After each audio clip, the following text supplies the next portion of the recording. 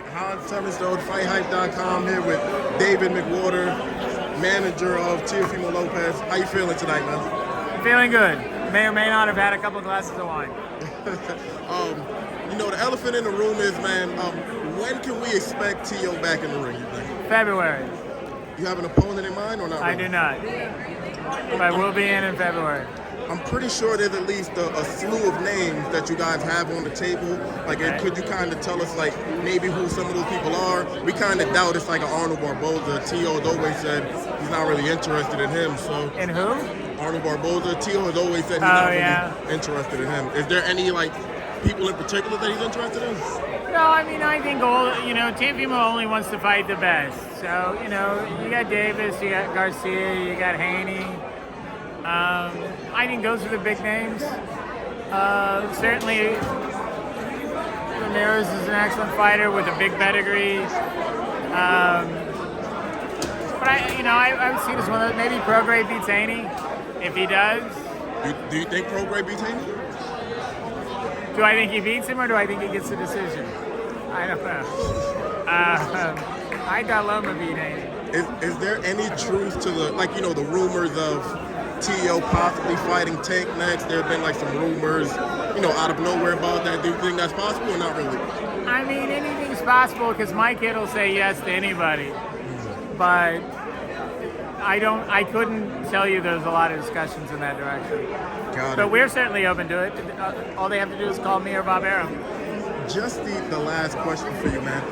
Is the big fight is a part of you kind of rooting on Devin Haney just from the standpoint of him and Teo has always had beef, so that would be such a big fight, man. Devin, first of all, they're both great kids, Devin and Regis. I like them both.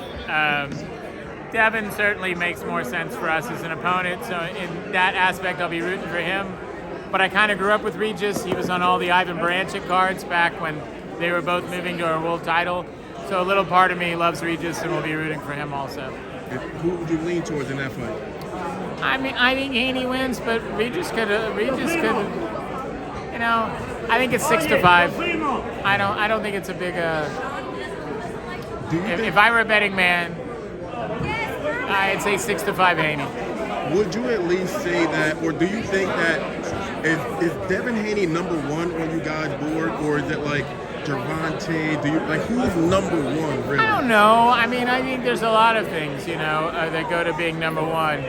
Because Teo has always been like that. At 135, he took Lomachenko, he placed him at number one, knocked him off. At 140, he took Josh Taylor at number one, placed him there, knocked him off.